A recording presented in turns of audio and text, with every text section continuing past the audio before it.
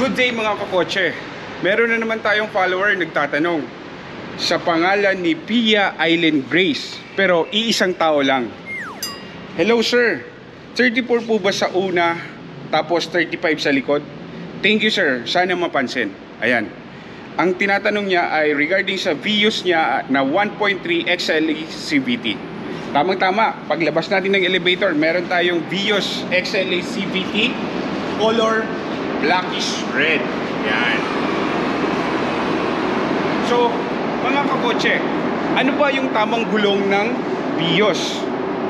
So, sa lahat ng may mga Vios, ito, para mabilis mo malaman kung ano yung recommended na tire pressure ng iyong gulong, lagi mo lang i-check yung gilid. Ikaw as a driver, ayan, may mapapansin ka ditong information. Ayan. Ayan, ang nakalagay dyan is tire loading information.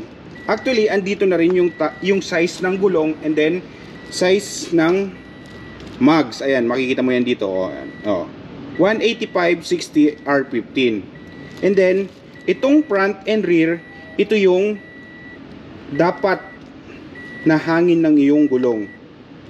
220 tsaka 210. Tataka kayo mga kakotse, paano natin malalaman? KPA 210 or 220? Ayan. Ito, ituro ko sa inyo mga kakotse. Yung bawat sasakyan ni Toyota, dito may mga nakalagay. Meron siyang KPA, meron siyang bar, and then karamihan merong PSI. Dito sa Pilipinas, ang sukatan na ginagamit natin is yung PSI. So paano natin malalaman kung ano yung tamang PSI? Ganito lang. Check natin sa internet. Ayan. Ayan. Ayan. Nakalagay dito is KPA. Tapos ko-convert natin sa PSI kasi yan yung sukatan. Karamihan sa mga gasoline station, ang ginagamit ay PSI or pound per square inch. So ang nakalagay dito sa harapan, 220. Ayan. Yan, 220. 220 kilopascal, mako-convert natin siya sa PSI. Hangin dapat ng Vios mo sa harapan ay 31. Tapos sa likod naman, 210, 30. Ayan. Yan yung recommended na tire pressure ng iyong Vios, Ma'am Pia or Island Grace. Nakita mo dun sa aking video, nasa 34 and then 35. Dun naglalaro. Actually, konti lang yung difference nun. Ito mga kakotse, ang tip ko sa inyo. Kasi, lagi kong pinapasobrahan yung hangin ng gulong. Kasi, if under-inflating ka or kulang ng hangin yung gulong ng sasakyan mo, may effect po yun sa fuel consumption. Kasi, ang mararamdaman mo nun is parang bigat na bigat yung sasakyan mo. Pag over-inflating naman, actually yung 2 to 3 difference, wala namang masyadong effect yun. Pero pag sobrang more than 10, halimbawa ang recommended is 31, ginawa mong 42, ang effect naman sa sasakyan mo nun is medyo bumpy and then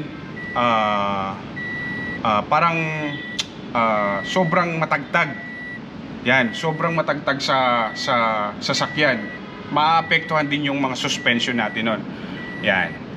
So yun, yung tip ko sa inyo, kung ano yung recommended dito na tire pressure ng gulong, dagdagan mo lang ng 3 or 4, mga ganon. Kasi para, dahil sa sobrang mahal ng gas, sobrang mahal ng gasoline natin, minsan may mga kailangan tayong gawin para hindi masyado magastusan tayo or ano yun.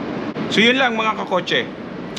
Sana nakatulong and then sana naliwanagan si Ma'am Pia Island Grace. So maraming salamat mga kakotse.